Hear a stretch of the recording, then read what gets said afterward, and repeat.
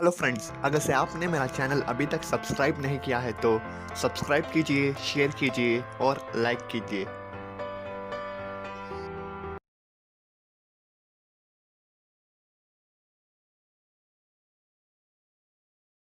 Hello friends, welcome back to the channel Story Tree. आज जो हम कहानी पढ़ने वाले हैं उस कहानी का नाम अ हीरो है, जिसके लेखक आर के नारायण हैं। कहानी में आगे बढ़ने से पहले इस कहानी के कैरेक्टर्स को जानेंगे। स्वामी इस कहानी का मेन कैरेक्टर जो एक छोटा बच्चा होता है। फादर स्वामी के पिताजी, मदर स्वामी की माँ, ग्रैनी स्वामी की ग्रैंड मदर। एक दिन स्वामी के पिता न्यूज़पेपर पढ़ रहे थे। न्यूज़पेपर में उन्होंने एक खबर पढ़ी कि एक गांव का बच्चा जब जंगल से अपने घर लौट रहा था तो एक टाइगर ने उसके ऊपर हमला किया और उस बच्चे ने बहादुरी से टाइगर के साथ लड़ाई की और एक झाड़ के ऊपर चढ़ गया और आधे दिन तक वहीं था। और उसके बाद कुछ गांव के लोग आए और उस टाइगर को मार दिया। पिता ने स्वामी को देखा और पूछा कि तुम इसके बारे में क्या कहते हो। स्वामी उस बात को मानता नहीं है। वह कहता है कि एक बच्चा टाइगर के साथ कैसे लड़ सकता है, वह ज़रूर एक बड़ा आदमी होगा। पिता इस बात के उत्तर में कहते हैं कि अगर किसी आदमी के पास हाथी की ताकत हो लेकिन वह डरपोक हो तो कुछ फायदा नहीं है, और उसी जगह अगर किसी आदमी में बहुत कम ताकत लेकिन हिम्मत हो तो वह कुछ भी कर सकता है। हिम्मत सब कुछ है, ताकत और उम्र मायने नहीं करता, ऐसे पिता कहते हैं। स्वामी इस बात को नहीं मानता। वह पिता से पूछने लगता है कि अगर यह मान लिया जाए कि स्वामी के पास बहुत हिम्मत है लेकिन एक टाइगर उसके ऊपर हमला करेगा तो वह क्या करेगा। पिता इस बात को सुनकर स्वामी को अपनी हिम्मत साबित करने को कहते हैं। पिता स्वामी को आज रात उनकी ऑफिस रूम में अकेले सोने को कहते हैं। स्वामी डर जाता है और मन ही मन सोचने लगता है कि उसने हमेशा अपनी ग्रैनी के बाजू ही सोया है और दूसरी जगह सोने पर रात भर उसे नींद नहीं आती, और आशा कर रहा था कि पिता यह मजाक में कह रहे हैं। स्वामी इस बात को बदलने लगता है लेकिन पिता उसकी बात को काट देते हैं। पिता उसी बात पर अड़े थे। स्वामी पिता को कहता है कि वह अगले महीने की पहली तारीख से ऑफिस रूम में सोएगा, लेकिन पिता नहीं मानते। पिता कहते हैं कि स्वामी को यह अच्छी बात नहीं है कि तुम बच्चों जैसे अपनी माँ और ग्रैनी के बाजू सोते हो। स्वामी चुपचाप अपने बेड की ओर भाग जाता है। ग्रैनी उधर बेड पर बैठी हुई थी। ग्रैनी स्वामी से पूछने लगती है कि क्या तुम्हें नींद आ रही है? क्या तुम कहानी सुनना नहीं चाहते? स्वामी ग्रैनी को इशारों से चुप रहने को कहता है लेकिन ग्रैनी कुछ समझ नहीं पाती। स्वामी कंबल सर के ऊपर ओढ़कर सोने लगता है। फिर ग्रैनी स्वामी से पूछने लगती है कि क्या तुम्हें सच में नींद आ रही है? स्वामी धीरे आवाज में ग्रैनी को चुप रहने को कहता है और फिर सोने लगता है। तभी स्वामी के पिता वहां आते हैं। स्वामी की कंबल घसीटते हुए स्वामी को उठने को कहते हैं लेकिन स्वामी सोने का नाटक कर रहा था। वह गराटे लेने लगता है। फिर पिता ने स्वामी को उठने कहा, दोबारा भी कहा। ग्रैनी ने स्वामी को ना उठाने की गुजारिश की लेकिन पिता ने फिर स्वामी को उठने को कहते हैं और तीसरी बार में स्वामी उठ जाता है। फिर पिता स्वामी का बिस्तर और स्वामी को ऑफिस रूम के तरफ ले जाने लगते हैं। स्वामी ने अपनी ग्रैनी को देखा और फिर रूम की ओर अपने पिता के साथ जाने लगा।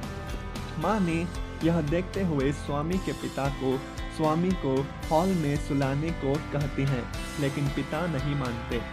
स्वामी भी पिता को हॉल में सोने देने की प्रार्थना करता है और कहता है कि पिता के ऑफिस रूम में बहुत धूल है और उनकी लॉ बुक्स के पीछे स्कॉर्पियंस भी हो सकते हैं, लेकिन पिता नहीं मानते। फिर स्वामी पिता से पूछने लगता है कि क्या वह ऑफिस रूम में लैंप जला सकता है, लेकिन पिता मना कर देते हैं और कहते हैं कि स्वामी को अंधेरे से नहीं डरना चाहिए, स्वामी को अपनी आदत सुधारने को कहते हैं। स्वामी फिर ऑफिस रूम का दरवाज़ा खुला रखकर सोने देने की प्रार्थना करता है। पिता इस बात को मान लेते हैं, लेकिन स्वामी से वादा लेते हैं कि उसे रात में उठकर ग्रैनी के पास नहीं जाना होगा और यदि वह ऐसा करेगा तो स्वामी का स्कूल में मजाक बना देंगे। अंत में स्वामी को ऑफिस रूम में सोना ही पड़ा। उसे बहुत दुख और गुस्सा आ रहा था। उसे अपने पिता का बर्ताव पसंद नहीं आ रहा था। वह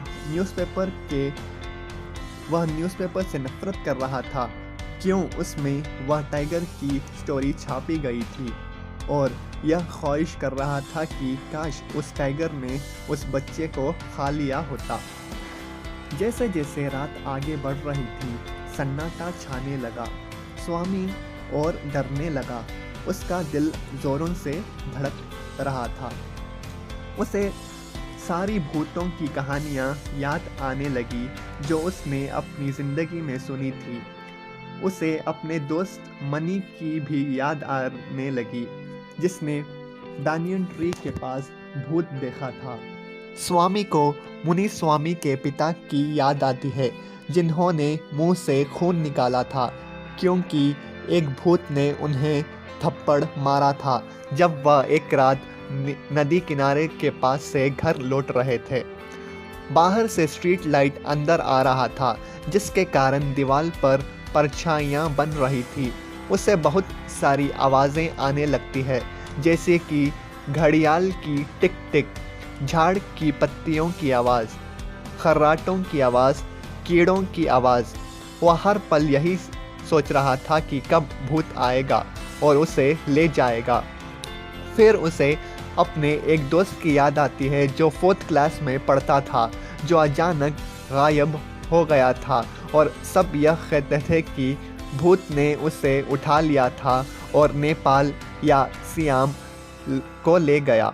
स्वामी अचानक उठता है और बेंच के नीचे घुस जाता है और कंबल से अपने आप को ढक लेता है। वह नींद में डरावने सपने देखने लगता है। वह सपने में देखता है कि एक टाइगर उसके पीछे पड़ गया है और स्वामी का पैर ग्राउंड में अटक गया है। वह भागने की कोशिश कर रहा था, लेकिन पैर हिल नहीं पा रहा था। टाइगर और आगे आ गया था। स्वामी अपने आँखें खोलने की कोशिश कर रहा था, लेकिन खोल नहीं पा रहा था। बहुत कोशिश के बाद स्वामी अपने आँखें खोल लेता है।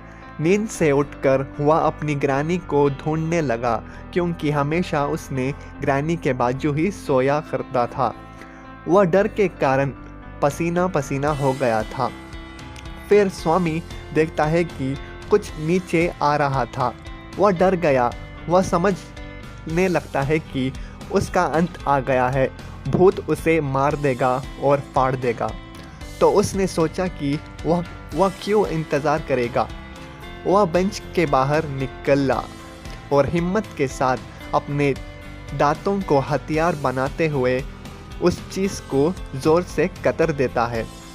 ज़ोर की चिल्लाने और रोने की आवाज़ आती है। आवाज़ सुनकर स्वामी के पिता, घर का नौकर और घर का कुक लाइट लेकर ऑफिस रूम आते हैं। अगले दिन स्वामी को सब लोग बधाई देते हैं और तारीफ़ करते हैं। स्कूल के क्लासमेट स्वामी को सम्मान और इज्जत के साथ देखते हैं। टीचर ने स्वामी की पीठ थपथपाई। हेडमास्टर ने कहा स्वामी एक असली स्क्वाट है। कारण यह था कि पिछली रात स्वामी ने जिस चीज़ को काटा था, कतरा था, वह एक चोर था जो चोरी करने आया था। पुलिस इंस्पेक्टर ने भी तारीफ़ की और स्वामी से कहा कि जब वह बड़ा हो जाए तो पुलिस में भर्ती होना। स्वामी उत्तर में हाँ कहता है, लेकिन वह झूठ बोल रहा था। उसने पहले से ही यह फैसला कर लिया था कि वह एक इंजन ड्राइवर या रेलवे गार्ड या बस कंडक्टर बनेगा। उस रात जब स्वामी क्लब से वापस आया, पिता ने पूछा कि स्वामी कहाँ हैं। माँ ने कहा कि वह सोने चला गया, पिछली रात वह सो नहीं पाया था। पिता ने माँ से पूछा कि वह कहाँ सो रहा है। उत्तर में माँ ने कहा कि वह ग्रैनी के पास सो रहा है, वह 7:30 को ही सो गया। पिता ने कहा, इसीलिए स्वामी मैं घर आने से पहले सोने चला गया। माँ बहुत गुस्सा हो जाती हैं और कहने लगती हैं कि स्वामी जहाँ सोना चाहता है वहीं सोने दो, तुम उसकी जान फिर खतरे में मत डालो। पिता उत्तर में कहते हैं कि ठीक है, तुम उसे और बिगाड़ो, फिर बाद में मुझसे मत कहना। स्वामी यह सब सोते हुए कंबल के अंदर से सुन रहा था। वह बहुत खुश हो जाता है और सोचा कि उसे इस मुसीबत से छुटकारा मिल गया। और कहानी समाप्त होती है।